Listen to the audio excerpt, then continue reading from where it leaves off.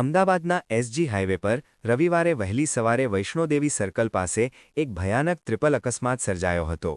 આ અકસ્માતમાં Himmatnagar Rajkot રૂટની ST bus, એક ફોર્ચ્યુનર કાર અને બ્રેઝા કાર વચ્ચે જોરદાર ટક્કર થઈ હતી, જેમાં ફોર્ચ્યુનર સવાર એક યુવકનું કરુણ મોત નીપજ્યું છે.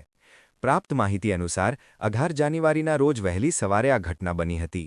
સરખેજથી ગાંધીનગર તરફ પૂર ઝડપે જઈ રહેલી ફોર્ચ્યુનર કાર નંબર GJ18EF9ના ચાલકે અન્ય એક વાહનને ઓવરટેક કરવા જતાં સ્ટીયરિંગ પરથી કાબૂ ગુમાવ્યો હતો. આ દરમિયાન કાર ડિવાઇડર સાથે અથડાઈને ઉછળીને સામેના રોડ પર આવી ગઈ હતી અને સામેથી આવતી એસટી બસ સાથે જોરદાર રીતે ટકરાઈ હતી.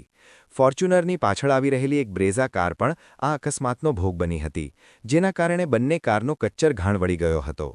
આ ગમખ્વાર અકસ્માતમાં ફોર્ચ્યુનર ચલાવી રહેલા ગાંધીનગરના વકીલ IB વાઘેલાના પુત્ર ધવલનું મોત થયું છે. કારમાં સવાર અન્ય એક યુવતીને ગંભીર ઈજાઓ પહોંચતા તેને હોસ્પિટલ ખસેડવામાં આવી છે.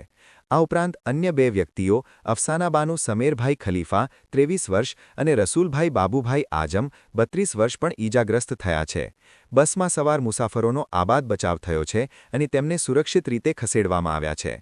અકસ્માતને પગલે હાઈવે પર કારના ટુકડાઓ વિખેરાઈ ગયા હતા અને લાંબો ટ્રાફિક જામ સર્જાયો હતો. ઘટનાની જાણ થતાં જ ગાંધીનગર પોલીસ ઘટનાસ્થળે પહોંચી હતી અને ક્રેનની મદદથી અકસ્માતગ્રસ્ત વાહનોને દૂર કરી ટ્રાફિક હળવો કરાવવાની કામગીરી હાથ ધરી હતી.